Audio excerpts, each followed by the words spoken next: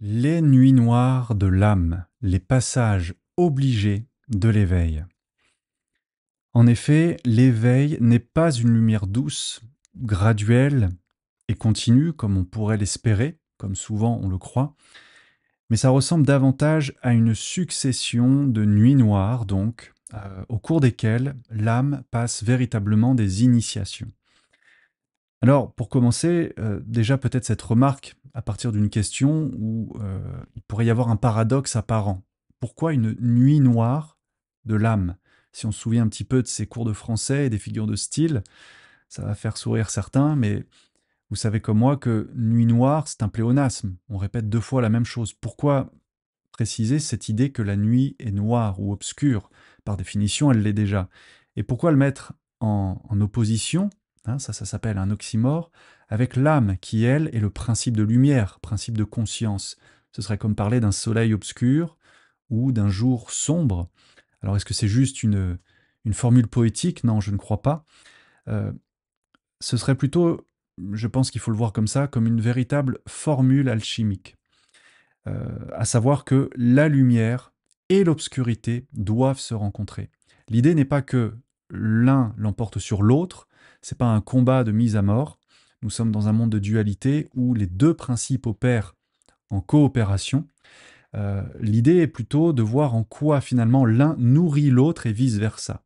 Un peu comme une lampe à huile, ou si vous voulez, cette huile, le pétrole finalement, cette matière noire, obscure, vient nourrir et alimenter la flamme, elle, lumineuse, claire et presque évanescente, intangible. Mais les deux vont ensemble. Et donc il est question d'alchimie. euh, Alchimie aussi au sens où on ne s'éveille pas, mais ça vous le savez déjà, je le répète pour l'introduction, on ne s'éveille pas en fuyant la matière. Comme on le voit encore assez souvent, je trouve, dans certaines explications ou dans certaines euh, peut-être théories spirituelles du moment, ce sont des modes, je pense, où on explique qu'il faut s'efforcer d'atteindre l'ascension, l'éveil par une forme d'élévation, par une forme aussi de pratique ascétique qui nous détachent du corps, qui nous font rejeter l'incarnation, rejeter les choses de la matière, les choses du corps, les choses de la terre, parce qu'elles seraient finalement inférieures ou de l'ordre de l'ego. Hein. Vous savez, j'ai souvent parlé de ce vilain ego qui serait un peu la poubelle de notre partie spirituelle. Mais en fait, et c'est ça que je vais développer avec vous dans cette vidéo, j'en avais fait deux autres consacrées à l'éveil, une sur l'éveil qui bouleverse tout et l'autre qui s'appelait l'éveil, un processus brutal. Mais ça me paraissait important de revenir sur cette question fondamentale dans les questions spirituelles, pour comprendre en quoi la nuit noire est un... D'ailleurs, ce n'est pas la nuit noire, ce sont les nuits noires, sont des passages obligés. Et j'insiste sur une succession de passages obligés comme des petites morts qui, à première vue, ne sont pas réjouissantes, certes, mais qui en fait sont de véritables célébrations de la vie, avec un grand V, la vie qui nous anime, la vie qui anime toute chose, parce que ce sont des moments où la vie transcende ses propres limitations. Euh, Deuxième point et deuxième promesse de cette vidéo, si vous voulez, c'est d'essayer de vous faire découvrir avec moi les mécanismes de l'éveil, mais là j'insiste vraiment les mécanismes au sens ésotérique. J'ai souvent dit que l'éveil de l'intelligence était amour, que les connaissances servaient de base solide pour avoir une vision complète, et là en l'occurrence, il s'avère que comprendre ce que sont les vies mineures, ce que dans la théosophie, dans l'ésotérisme, on appelle les sauts de vie énergétique, SCEAUX, comme un scellé, comme un cachet un tampon dans un cachet de cire, comprendre que ces vies mineures qui constituent nos corps, qui sont la base même de la vie, permettent en réalité d'effectuer des sauts, cette fois-ci comme un saut SAUT, un saut de conscience quantique. C'est ça que je vais essayer de vous expliquer aujourd'hui. Et dernière promesse de cette vidéo, ça va être de vous emmener aussi, de vous proposer une manière de déconstruire les illusions modernes autour de l'éveil. Pourquoi je dis déconstruire les illusions modernes? Parce que j'ai cette idée qui m'appartient, mais que peut-être vous partagez avec moi, qu'effectivement, une pensée claire, ça commence par une vision juste. Et une vision juste, bah, c'est une vision simple, pas simpliste, mais simplifiée, de choses qui peuvent paraître très abstraites, fumeuses, ou qu'on complexifie des fois à l'excès et à l'envie, en rajoutant beaucoup de fards, beaucoup d'artifices pour paraître plus attrayant, alors qu'en fait, les choses complexes sont simples, mais il faut se donner la peine de les comprendre, de les pénétrer. Donc c'est ce que je vais essayer de faire dans cette vidéo avec vous. Et on va démarrer tout de suite avec cette première partie consacrée donc au fait de déconstruire les illusions modernes. Alors, illusions modernes, c'est un thème que j'ai abondamment développé dans d'autres vidéos, celui du Nouvel Âge, de la pensée du Nouvel Âge. Je vais pas prendre cet angle-là cette fois-ci, mais je veux que vous compreniez de quoi je parle et dans quoi j'inscris mon raisonnement. C'est qu'aujourd'hui, on va dire qu'il y a une vision très mainstream, très courante, populaire, et c'est pas péjoratif, hein, je veux juste dire qu'elle est abondamment citée. Cette vision donc de la nuit noire de l'âme et de l'éveil, qui sont vraiment devenus des mots courants, qui appartiennent même au langage courant, on le voit un peu partout, dans des magazines, dans des émissions de télé. Et donc le bon côté de cette tendance, eh bien, c'est que il y a une prise effectivement de conscience globale. Une prise de conscience globale, ça veut dire que finalement ce sujet monte dans la conscience collective. Et ça, on peut vraiment s'en réjouir.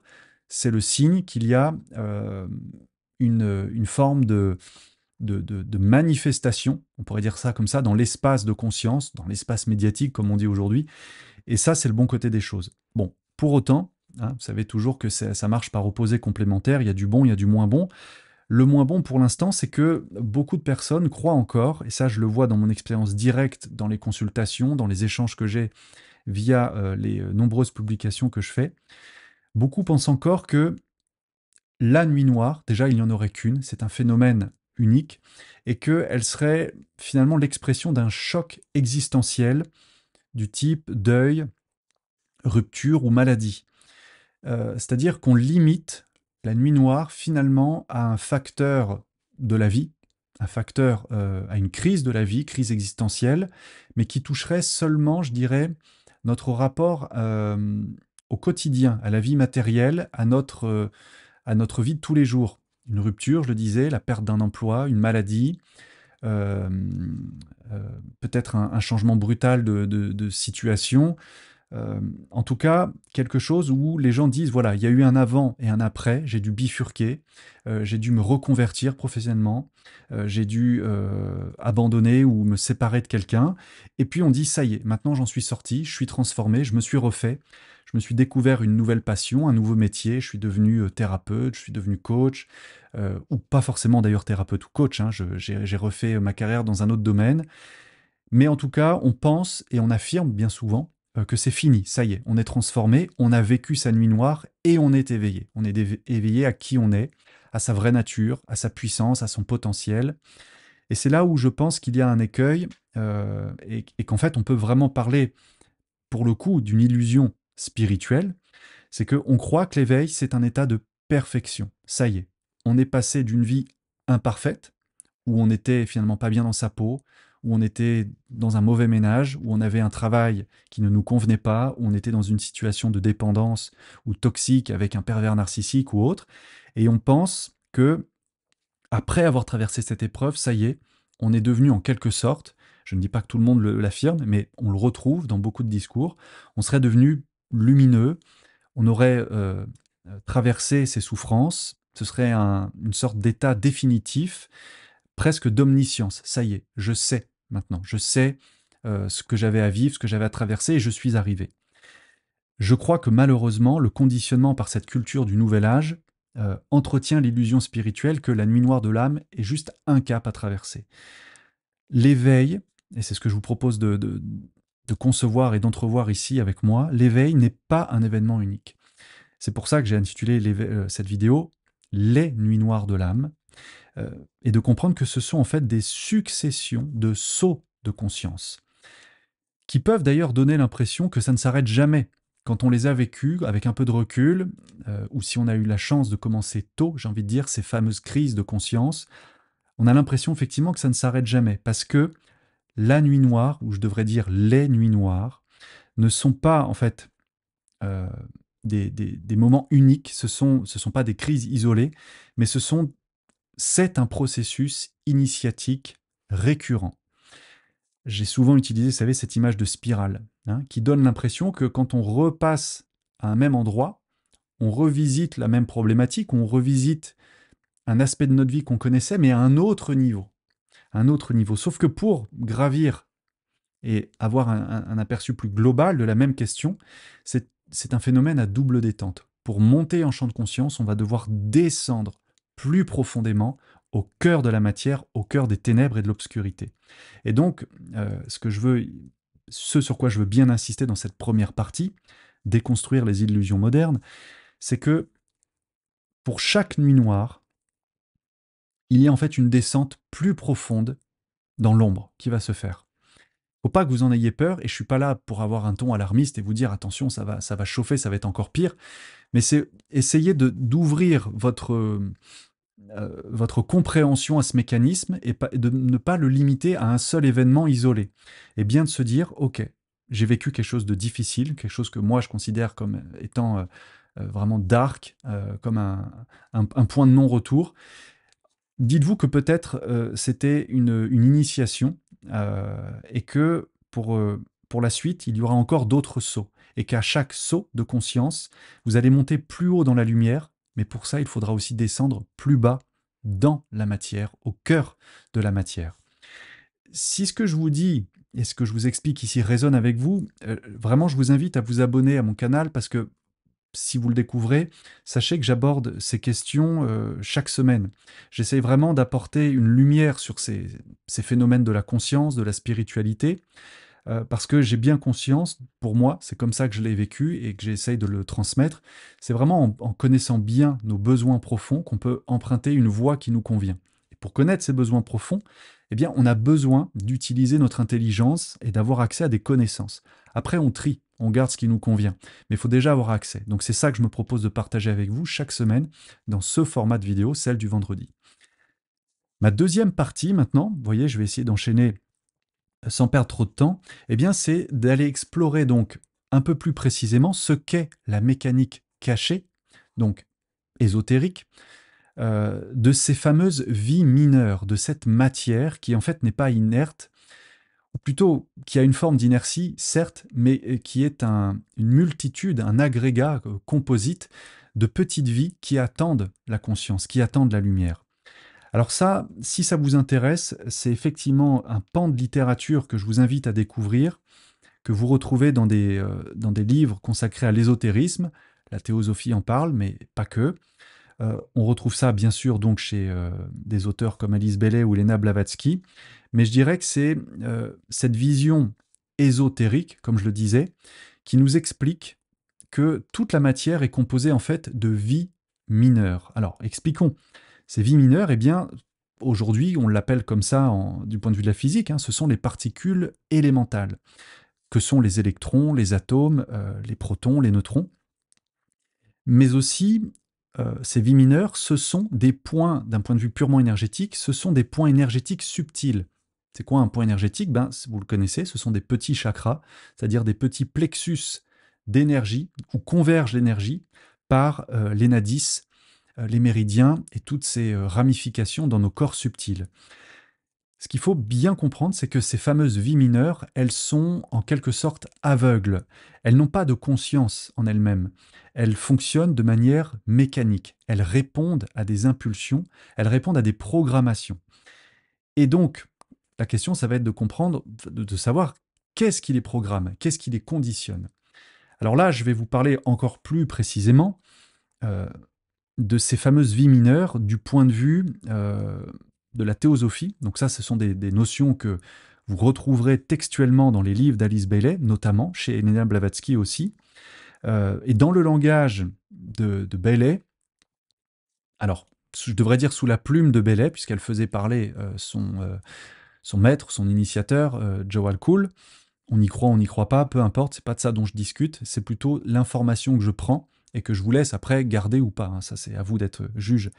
Mais sous la plume d'Alice Bailey, on apprend que ces fameuses vies mineures, qu'elle appelle des sceaux, S-C-E-A-U-X, hein, le sceau du cachet, d'un tampon, ces sceaux sont en fait des points d'empreinte où l'âme vient sceller la matière. Alors là, accrochez-vous un petit peu, parce que ça demande une gymnastique, mais c'est très intéressant.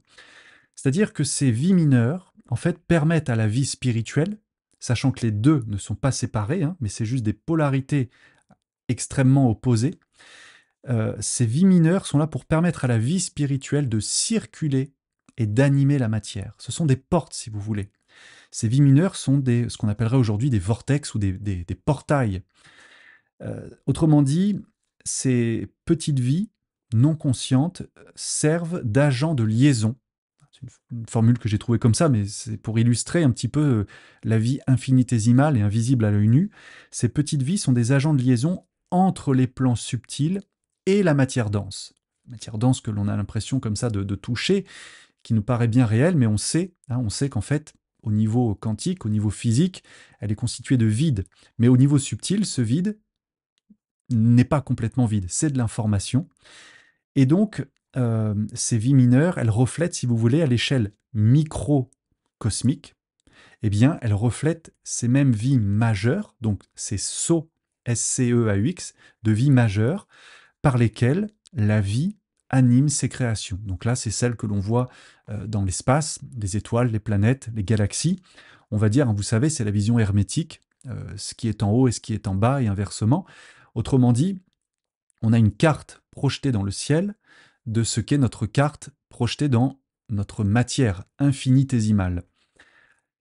Les sauts majeurs, ce sont, on va dire, à l'échelle planétaire, bien des chakras principaux. Ils sont reliés au grand centre planétaire. Les planètes sont des chakras, si vous voulez, dans l'univers. Eh bien, nous, ces vies mineures, sont des subdivisions énergétiques qui représentent aussi euh, des plexus, des petits chakras, des nadis. On a donc vraiment besoin de cette matière pour organiser à une échelle supérieure nos corps, le corps humain, mais aussi les corps minéraux, végétaux, animaux. Et pour faire le lien ici avec la vision scientifique contemporaine, pour essayer d'illustrer ça au regard de ce que la physique dit aujourd'hui de la réalité du monde, la physique moderne, elle décrit la matière comme un monde invisible, on est bien d'accord.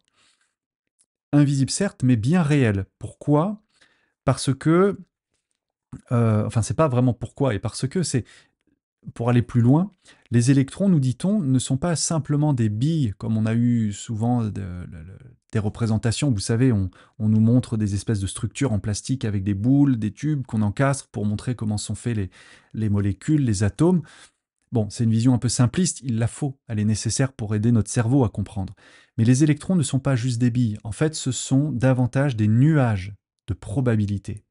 Ça, c'est important parce que ça, je dirais, illustre le fait que la matière est à 99,9% vide et qu'elle est structurée donc par des champs vibratoires. Nuages de probabilité, champs vibratoires, ce qui veut bien dire en fait que chaque particule est un point d'énergie en mouvement, mais que derrière ce mouvement, il y a une intelligence, une conscience qui agrège ces particules ensemble, qui les organise, qui crée un ordre à partir d'un chaos, d'un désordre apparent. Et donc la corrélation ici, ce serait que ce que la science appelle particules, eh bien l'ésotérisme, lui, l'appelle vie mineure. Vous voyez, j'essaye de mettre en relation les deux pour que prenne bien forme en vous l'image. Alors, dans une perspective un petit peu plus évolutive, ce que je vous explique là, c'est pour faire apparaître que ces fameuses vies mineures, donc la base même de la matière, la base même de notre réalité concrète. Ces vies mineures s'éveillent progressivement au fil du parcours de l'âme, de notre conscience donc. Une vie qui, par essence, ne répond pas aux principes des vies mineures. Elle est là pour les organiser, les structurer. L'activation de ces vies mineures n'est pas donc mécanique, comme si ça se faisait tout seul, comme une horlogerie. Leur activation, vie mineure, elle est liée à la qualité de notre conscience, à notre qualité de conscience, et donc à la maîtrise de notre personnalité, de notre ego, si vous voulez. Personnalité, ego sont les mêmes termes. Et quand ces petites vies, ces fameux sauts de vie mineure, s'allument, s'activent, s'illuminent, elles deviennent donc des points de radiance. Pourquoi j'utilise ce mot radiance? Pour insister sur le fait qu'elles peuvent permettre à la lumière de l'âme donc de- d'aller un cran plus loin, un cran plus profond. Cette radiance, elle prépare donc l'ouverture des centres majeurs, des chakras principaux dans notre corps, dans notre constitution occulte. Et c'est ça qui nous permet donc de vivre des sauts de conscience supérieure. C'est parce que les petites vies mineures sont touchées par notre conscience, par notre âme, qu'elles vont pouvoir activer des réseaux énergétiques, des canaux de conscience avec nos chakras principaux, qui sont des chakras, en fait, qui sont des plexus de conscience. En neurophysiologie, on parle d'axes, d'axes neurophysiologiques, ce sont des plexus d'état de conscience. Et c'est ça qui nous donne l'impression, si vous voulez, c'est une impression juste, de faire à un moment de notre vie un saut qualitatif de conscience, de passer un cap. Et là, je vais pouvoir passer à ma troisième partie, et vous voyez en quoi c'est très important de comprendre l'architecture infinitésimale, subatomique, pour après expliquer des choses dans notre vie quotidienne, dans notre vie d'humain, qu'on qualifie de nuit noire. C'est pas un truc complètement abstrait, et c'est pas non plus un moment unique. Donc ma troisième partie ici, ça va être de remettre tout ça en perspective sur la nuit noire, ou les nuits noires, et l'incarnation, pour que vous compreniez que, eh bien, en fait, l'incarnation, c'est la libération. C'est ce qui permet à l'âme de se libérer. Et que ce qu'on appelle une nuit noire, ce n'est pas un moment horrible, ce n'est pas non plus, ce n'est évidemment pas une punition ni une tragédie. Ce sont en réalité des passages vers une forme de libération. Mais pour ça, le premier point que j'ai noté et que je partage avec vous, c'est de vraiment, vraiment, j'insiste dessus, de bien saisir et d'être au clair avec le fait que l'incarnation, c'est une descente dans la matière, et que le projet de l'âme, c'est bien de descendre dans la matière, et pas de s'élever vers la lumière. Je crois que là, il y a un gros travail à faire de révision de nos croyances, des concepts qu'on a abordés, ou qu'on a peut-être des fois ingurgité un peu trop vite. Ce concept que la vie spirituelle ou que l'élévation, c'est le fait donc de tendre vers la lumière, de tendre vers les cieux, de s'élever, d'ascensionner. On a cette vision et on comprend aisément pourquoi elle nous tient à cœur, parce que dans ce monde difficile à vivre, douloureux, arbitraire, fragmenté, violent, brutal, dès lors qu'on est sensible et qu'on éveille un petit peu notre conscience aux réalités de ce monde, on a tendance à croire que tout est pourri, tout est foutu, et que effectivement on n'a rien à faire ici, qu'on appartient à un autre univers, qu'on serait une starseed, qu'on serait un enfant indigo, qu'on serait une poussière d'étoiles, qu'on serait une âme venant d'un autre système, Sirius, Orion, ou de je ne sais pas quel autre plan, peut-être même d'ailleurs un messager envoyé d'une autre dimension, et que notre seul but serait de retourner à ce point source. Je crois que ça, c'est une vision fantasmée, et j'ai même envie de dire, sans vouloir vous choquer, mais un peu puérile. Parce que la maturité, c'est au contraire de comprendre que le projet d'incarnation n'est pas de s'enfuir, mais bien de se libérer par le bas. Je m'explique. Beaucoup pensent, effectivement, je l'ai dit, que l'incarnation, ce serait une chute, et on voit ce monde comme une prison. Alors à bien des égards, je comprends cette vision, et je vais même vous dire, je l'ai partagée. Mais en fait, elle est limitante. C'est encore, si vous voulez, une façon de se limiter et de nourrir une frustration qui nous pousse à fuir ce projet d'incarnation. En réalité, l'incarnation, c'est le chemin de la libération. L'âme, dans son projet de descente dans la matière, veut aller au bout de la matière. Elle veut l'épuiser. Elle veut vraiment s'amuser. User la matière jusqu'au bout. Peut-être une façon pour vous de concevoir le mot s'amuser autrement. Euh, y compris dans son obscurité la plus dense. Parce que maintenant, vous aurez compris que l'obscurité la plus dense, ce n'est pas en fait les ténèbres, c'est pas Satan, c'est pas les enfers. L'obscurité la plus dense, ce sont en fait ces jeunes vies mineures sans conscience qui attendent d'être vitalisées par notre conscience. La métaphore biblique, pour ceux qui ont des notions un petit peu ou qui ont des souvenirs de leur catéchisme, c'est ce fameux passage du chat de l'aiguille. Alors attention, le chat pas miaou, hein, le chat c'est H-A-S, c'est-à-dire cette toute petite porte en haut de l'aiguille où on doit passer le fil, qui nous donne bien du fil à retordre des fois. Mais effectivement, le chat de l'aiguille, c'est cette idée que pour les passages initiatiques, on doit se dépouiller. se dépouiller d'un tas d'illusions, d'un tas de croyances. Euh, et là, je voulais simplement porter à votre attention le fait que oui, passer le chat de l'aiguille, c'est en fait la porte de l'incarnation comme descente dans la matière, mais que la nuit noire de l'âme, c'est le moment où la conscience rencontre les vies mineures. C'est le moment où ces vies mineures aveugles nous donnent l'impression que tout est obscur, vide, sans lumière. Et c'est bien normal, et c'est tout à fait naturel. Donc si vous êtes là-dedans, j'ai envie de vous dire, détendez-vous, c'est certainement que vous êtes au bon endroit. Ça ne veut pas dire que vous devez y rester et vous complaire dans cet état, mais c'est de comprendre qu'en fait, ce sentiment de vide, d'être perdu dans l'obscurité, euh, c'est finalement le témoignage que votre conscience est arrivée à un stade où elle rencontre une nouvelle couche, une nouvelle densité de vie mineure que vous n'aviez pas encore vue pour l'instant, jusqu'à présent. Dans la psyché humaine, ça se traduit comment?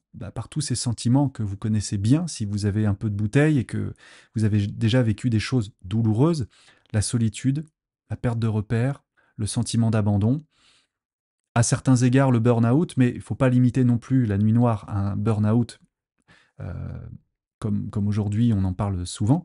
Mais effectivement, toutes ces choses, la dépression, l'épuisement, vraiment l'épuisement nerveux, l'épuisement du système nerveux, hein, sympathique, parasympathique, le nerf vague qui n'en peut plus de gérer nos frustrations, nos stress. Mais dans la psyché humaine, tout cela peut témoigner d'une rencontre avec une nouvelle couche de vie mineure que l'on n'a pas encore éduquée, que l'on n'a pas encore spiritualisée, si vous voulez, spiritualiser la matière. Et en fait, spirituellement, donc, euh, ce moment, cette nuit noire de l'âme, cette nouvelle étape d'une nouvelle nuit noire de l'âme, c'est bien le signe que votre âme, votre conscience, est en train de réimprimer sa vibration dans la matière. Elle est en train donc de sceller, j'insiste sur cette image du sceau, vraiment, vous voyez bien le tampon dans un cachet de cire. Le tampon serait l'âme, le cachet de cire, les vies mineures, pour dire « ça y est, j'ai imprimé ma marque sur toi, je t'ai donc informé ». La conscience est donc venue à ta rencontre, elle a laissé une empreinte dans la matière. Et donc, c'est cette image que je vous ai souvent donnée, que l'esprit et la matière sont en fait une seule et même chose. Mais il faut bien qu'il y ait un point de rencontre. Si l'esprit, c'est de la matière à son taux vibratoire le plus élevé, et si la matière, c'est de l'esprit à son taux vibratoire le plus dense, il faut que l'un converge vers l'autre. Il faut que l'esprit descende au plus bas pour y imprimer son sceau, et que de là, la matière puisse elle aussi s'élever vers l'esprit. C'est une danse, mais dans les deux sens. Et donc, je continue dans cette troisième partie, avec les fameux sauts de conscience, hein, les sauts quantiques de conscience, si vous voulez. C'est donc, j'insiste sur le fait que chaque nuit noire, puisqu'il n'y en a pas qu'une, vous l'aurez compris, c'est une plongée dans l'obscurité, mais pas dans l'obscurité abstraite du monde ou de je ne sais quoi, dans nos obscurités, dans nos faces cachées, dans nos parties obscures qui constituent tous nos corps, physiques, émotionnels, mentaux. Et donc, chaque sortie de ces obscurités, de ces contrées obscures dans nos corps, dans notre chair, chaque sortie, c'est donc ce moment où l'on vit un saut quantique de conscience. Autrement dit, l'éveil, je pense que maintenant vous le percevez si vous me suivez bien, l'éveil, ce n'est pas un moment de perfection, de révélation à sa nature totale et complète. L'éveil, c'est une succession de nuits noires et donc de sauts de conscience, de sauts quantiques de conscience. Ce n'est jamais un état unique et définitif.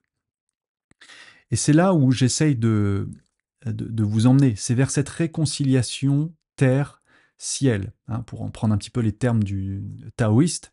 C'est-à-dire que dans ce processus, il faut bien voir que la terre, donc la matière, est élevée au ciel. Mais attention, il ne faut pas nourrir cette idée qu'on doit fuir la matière pour s'enfuir vers le ciel. C'est bien que le ciel, donc la lumière de l'âme, notre âme, qui nous sommes en réalité, descend dans la matière. C'est pas seulement le ciel descend sur la terre, c'est le ciel descend dans la matière. On va à la mine, on va vraiment au charbon. Et c'est ça la véritable alchimie spirituelle. C'est pour ça que je vous posais cette question rhétorique en introduction. Nuit noire de l'âme, pourquoi la lumière, pourquoi les ténèbres réunies en une seule tournure?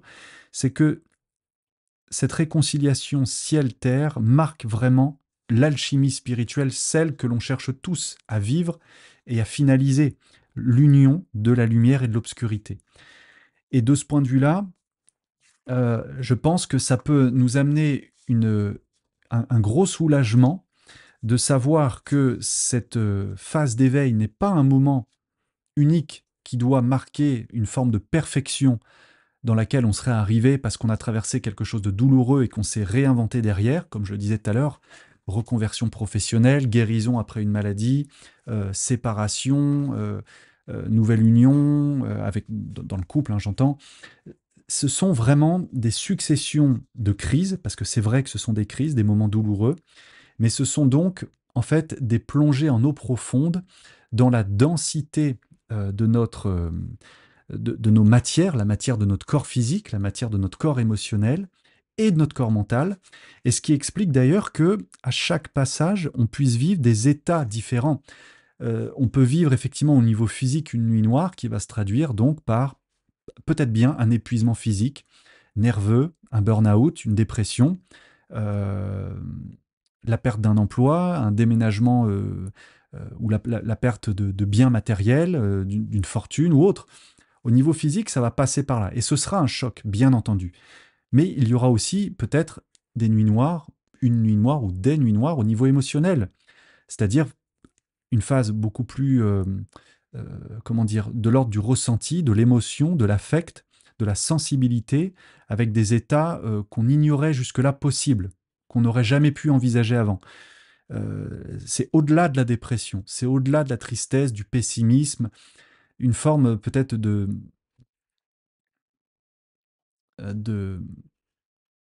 comment dire, d'inertie, y compris au niveau émotionnel. On ne ressent plus rien. C'est au-delà de la dépression, c'est au-delà de l'abattement, c'est une perte de goût pour la vie, en quelque sorte. Mais ça montre là aussi une plongée beaucoup plus profonde dans les tréfonds de nos émotions. Et puis, une nuit noire au niveau mental, ben, ça peut être la révision complète de nos croyances et de nos structures. Un déconditionnement en profondeur de nos schémas mentaux, des structures même de notre mental, de notre éducation, de notre identité. Et là, ça peut être aussi un bouleversement, puisqu'on renverse littéralement notre vision des choses. On ne sait plus en quoi croire, en qui croire, on ne sait plus qui l'on est. C'est vraiment la crise de l'ego, hein, au sens le plus profond du terme. Mais je dirais que ce qui se passe à chacune de ces nuits noires, en fait, c'est que, au fond, euh, c'est une crise de sagesse aussi, puisque c'est le moment où euh, la charge émotionnelle euh, qui accompagnait une mémoire est levée. On lève la charge émotionnelle d'une mémoire liée au corps physique, liée au corps émotionnel, liée au corps mental, qui fait qu'on peut se renouveler. On peut revivre, libéré de cette charge émotionnelle et donc de ce conditionnement. Conditionnement physique, émotionnel ou mental. Et c'est ça qui nous donne l'impression de tomber bien bas, mais en fait de remonter et de resplendir à un autre niveau qu'avant, parce qu'on se réinvente à chacune donc de ces nuits noires. Et c'est ça l'éveil. Ce sont ça les différentes phases de l'éveil. Alors pour conclure, eh bien, je pense avoir tout dit, mais un petit mot de récap si vous voulez. Vous l'aurez compris, je ne sais pas si vous êtes d'accord avec ça, en tout cas c'est ce que je défends et ce que je propose comme regard dans cette vidéo, c'est que la nuit noire, les nuits noires sont des passages obligés. Ce sont des passages obligés pour la conscience, pour notre âme, en tant que processus initiatique alchimique. On doit aller au cœur des ténèbres pour initier la matière par la conscience. Et donc ces fameuses vies mineures, ces particules, du point de vue de la physique, sont des centres énergétiques et nous permettent de créer des liens au niveau des nadis, des méridiens, des chakras, donc des centres de conscience. Quand elles sont éveillées, ces vies mineures, pardon, elles nous permettent de stimuler et d'activer ces éveils de conscience un peu partout dans notre corps, en lien avec, je vous l'ai dit, le corps émotionnel, physique ou mental. Et c'est ça donc l'éveil, une succession de sauts quantiques, mais pas une illumination unique. Je crois que ça, c'est un fantasme qui en fait est né de la peur de l'échec, qui est né de la peur de continuer à souffrir, de la peur de n'être personne, et on préfère s'imaginer que grâce à l'éveil, à un moment donné, on est quelqu'un parce qu'on est illuminé, qu'on a atteint un certain stade. Et c'est vrai qu'en cela, ça peut cacher une forme d'ego spirituel, on est bien d'accord. Mais donc, la vision finale, ce que je vous propose de peut-être garder, et ce sur quoi je vous invite à méditer par vous-même, c'est d'envisager l'incarnation comme étant véritablement le portail de la libération, et non pas l'inverse. C'est-à-dire que finalement, le portail de la libération, ce serait de quitter l'incarnation. Non. Si l'âme, notre âme humaine, est ici, c'est qu'elle a un projet. Et ce projet, même s'il ne nous apparaît pas complètement à la lumière de notre cerveau, parce qu'il n'est peut-être pas capable d'envisager toute la dimension du plan, sachant que nous-mêmes, nous sommes incorporés dans cette intelligence et cette conscience cosmique qui nous anime. Donc vous imaginez bien qu'on est un peu limité pour tout saisir, mais l'idée, c'est quand même qu'il y a un plan pour nous, le nôtre, celui que nous avons choisi et celui que nous sommes venus mettre en œuvre dans cette matière, et que c'est pas en y échappant qu'on va le réalisant, mais c'est bien en allant au fin fond de la matière que l'on va trouver ce portail, ce vortex de libération pour sortir de l'incarnation, parce que on aura rempli, je dirais, les règles du jeu, le contrat d'incarnation si vous voulez. Et chaque obscurité que l'on traverse au fil de notre vie allume, vitalise si vous voulez, ou allume de nouvelles lumières intérieures.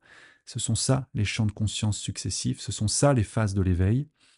Et donc, le mot de la fin, oui, ou plutôt non, la nuit noire de l'âme n'est pas une fin, c'est une naissance. Je l'avais déjà dit, mais c'est vraiment une naissance, c'est la porte étroite par laquelle la lumière prend chair. Donc je vous remercie pour votre écoute. Euh, si, euh, si ces sujets vous intéressent, je vous l'ai dit, je vous invite vraiment à continuer de suivre le canal parce que je vais développer ces thématiques encore en trouvant euh, différentes portes pour les partager avec vous. Mais donc chaque vendredi, je vais continuer ces séries de vidéos sur la question de l'âme, en quelque sorte. Il y aura aussi, à compter de ce dimanche 7 septembre, j'en ai fait beaucoup la promotion, mais des nouveaux podcasts qui vont arriver que j'ai intitulé L'éveil de l'intelligence est amour, et qui utiliseront pour point de départ et d'analyse les causeries de Jiddu Krishnamurti. Donc ça, ce seront des rendez-vous tous les dimanches et mercredis à midi. Et il y aura aussi le jeudi, dans les nouveautés de la rentrée, il y aura également une série de vidéos zen consacrées à la philosophie zen du wabi-sabi, l'art d'être imparfait, et vous verrez en quoi c'est une vraie bouffée d'air frais et une magnifique méditation, une forme de méditation pour, j'irais, vivre beaucoup plus sereinement notre humanité et nos états spirituels ou nos crises de conscience et d'éveil. Donc ça, ce seront tous les jeudis à midi aussi, les rendez-vous zen. Et puis enfin, bien sûr, c'est que la minute pub, n'est-ce pas? Mais si vous souhaitez aller plus loin dans le cadre d'une consultation ou d'un soin, vous savez que vous pouvez me contacter ici à cette adresse yodam22@proton.me pour des rendez-vous en soins énergétiques, en bilan énergétique ou en coaching si vous souhaitez un accompagnement dans le cadre j'insiste, dans le cadre d'une autonomie et d'une indépendance. C'est pour en fait vous aider à prendre conscience de vos potentiels, pour bien identifier vos besoins aussi, afin que vous empruntiez la voie qui vous convient. C'est pas Johan qui vous dit quoi faire. Je suis pas là pour vous coacher au sens vous dire ce que vous avez à faire, mais pour vous aider à apporter un peu de lumière sur les mécanismes, les ressources, les potentiels et ce qui vous anime, et structurer ça dans un accompagnement en 5 séances, avec de l'astrologie aussi, pour vous montrer vraiment la dynamique dans laquelle vous vous inscrivez. Et puis bien sûr, maisonadamkara.fr, c'est notre site à Com et à moi, pour tous les soins de l'âme et les soins de la maison, en intervention sur les lieux, car nous faisons ça aussi, correction et optimisation des lieux de vie. à ce sujet, on est vraiment dans le quart d'heure pub, hein.